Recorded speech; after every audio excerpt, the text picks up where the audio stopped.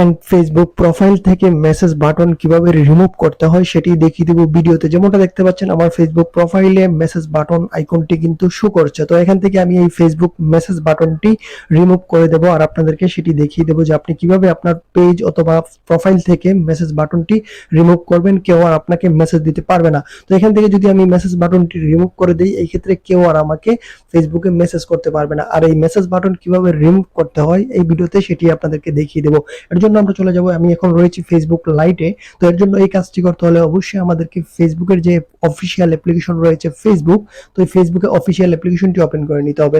Official অ্যাপ্লিকেশনে আমরা প্রথমে আমাদের ফেসবুক আইডি অথবা পেজ লগ ইন করে নেব। তারপর এখান থেকে সেটিংস এন্ড প্রাইভেসি অপশনটিতে চলে আসব। সেটিংস এন্ড প্রাইভেসিতে ক্লিক করার পর এখানে পেয়ে যাব সেটিংস এর অপশন। তো এখান থেকে আমরা সেটিংস অপশনটিতে ক্লিক করব। সেটিংস অপশনটিতে ক্লিক করার পর এখান থেকে আমরা অনেকগুলো অপশন পেয়ে যাব।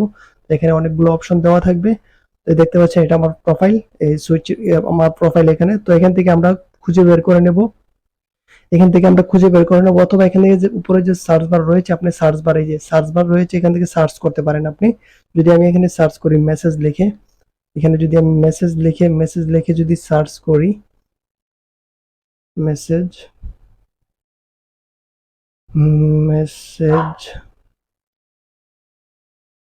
এই যে মেসেজিং যে অপশনটি এটি চলে আসছে। এখানে দেখতে পাচ্ছেন আমি মেসেজ লেখার পর কিন্তু এখানে মেসেজিং অপশনটি চলে আসছে।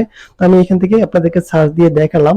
তো এখান থেকে সার্চ ছাড়া যদি আপনি বের করতে চান তাহলে এখানে পেয়ে যাবেন how people can find contact you, how people find and contact you যে অপশনটি রয়েছে এটি ওপেন করে নেবেন।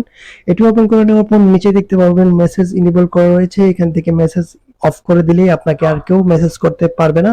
আর যদি এটা পুনরায় ইনেবল করে দেন যে কেউ আপনাকে মেসেজ করতে পারবে, আর এটা অফ করে দিলে কেউ আর আপনাকে মেসেজ করতে পারবে না। আশা করি বুঝতে পারছেন। ধন্যবাদ সবাইকে ভিডিওটি দেখার জন্য।